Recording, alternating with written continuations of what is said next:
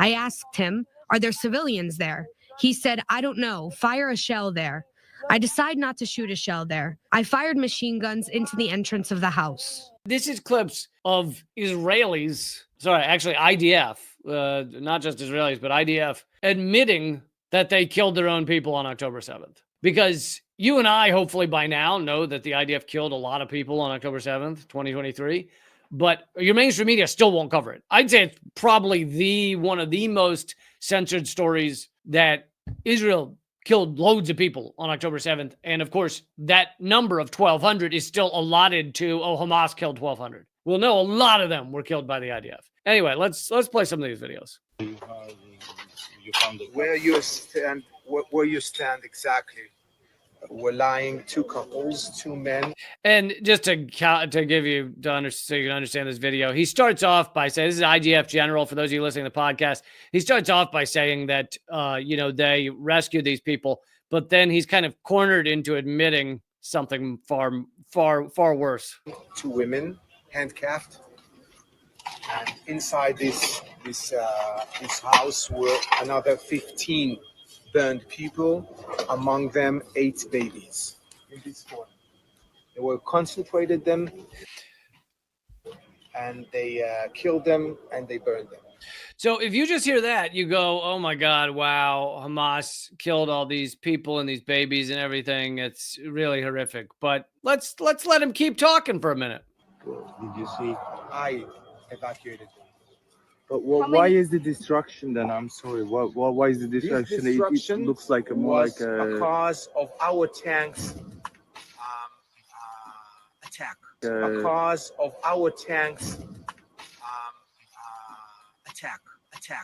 Fired on them. Yeah, because they were blocked in these houses, and we need to conquer back the whole settlement. So, and I know some of you listen to the podcast, you can't see this. Behind him is obviously tank level destruction behind him. And he's saying that Hamas put these people together and burned them. Well, if you burn them, you don't create that kind of destruction. And he realizes this midway through and he's forced to admit that they were firing on these people with tank shells. I wonder if maybe that killed some of the people. And it couldn't be happened without tanks.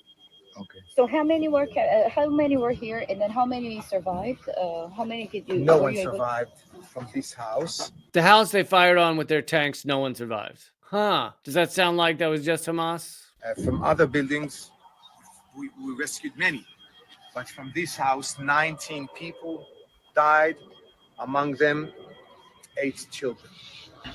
So there he said 8 children. Earlier, he claimed it was babies. Almost certainly it was not babies, because we now have the specifically who died on October 7th. And there were only 2 infants. One of them was technically still in the mother's stomach. I think she was nearly due to give birth. And unfortunately, they couldn't save the baby. And then the other one was shot in the crossfire, was a 1-year-old or several months-year-old. And so you could not have 8 babies burned, because that doesn't fit the numbers. So now he's saying 8 children. But they shelled the building with a tank. And this type of thing is admitted over and over again by the IDF, that they had to blow up these vehicles. But of course, that's the Hannibal directive, right? Just kill everybody. And this interviewer asks about who commanded it.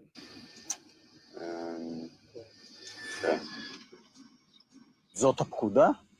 או שזה אצלך בראש? He said, was this an order? פקודת חניבעל. בפקודה עצמה, אז יש כמה דברים הדרגתיים שצריך לעשות. צריך להפעיל להם מרכזי חסימה ונקודות שולטות, ובמקרה שזהו, צריך לבצע גם הדבר הזה. זה יושב עליך היום? And he kind of dodges it. He doesn't say whether it's Hannibal directive, but he says, we were ordered to fire. So this next video, and this will be the last one I'll show, but this next video, I covered this before when it came out, but it is pretty crazy to watch these tank gunners admit to what they did. I attacked, machine gun fire, ensuring the destruction of everything around. And if we thought that 50 terrorists was supposedly the end, it was only the beginning.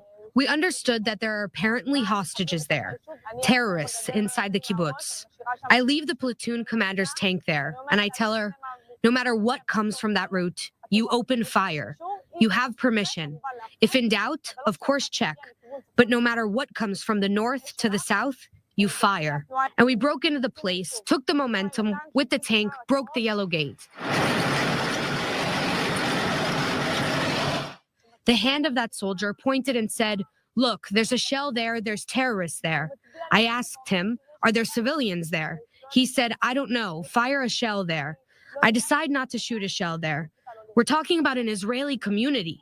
I fired machine guns into the entrance of the house. This is one of the most crazy videos. I covered it back when it first came out. She asked if she's told to fire a tank at a building. She says, "Are there civilians in there? Because I'll be blowing up the building." And the commander says, "I don't know, just fire." And so she then decides not to fire the tank because there's civilians in there. Instead, I'll just fire my machine gun into the door of the building, obviously killing people inside. So it's unbelievable. It's like, it still sounds like you've decided not to fire the tank at the building because there's civilians, so you'll just fire your machine gun into the building. It's unbelievable. And anyway, you have video after video after video. Like I said, this montage alone is 9 minutes long of the IDF admitting what they did on October 7th, and yet you cannot get coverage about this in your mainstream media. They still throw around that number, 1,200, regularly as if it was all Hamas. It really is disgusting by the mainstream media, by the Israeli propaganda forces. It's just totally repulsive, and the genocide continues.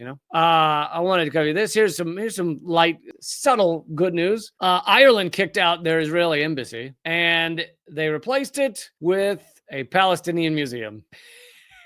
How great is Ireland? The Irish are just doing it right in many ways. Literally, they made Israel leave, and they replaced it with a museum of Palestinian art. And that should be every Israeli embassy soon, one can hope. Because when you commit a genocide of this level, you don't deserve to have embassies around the world any longer.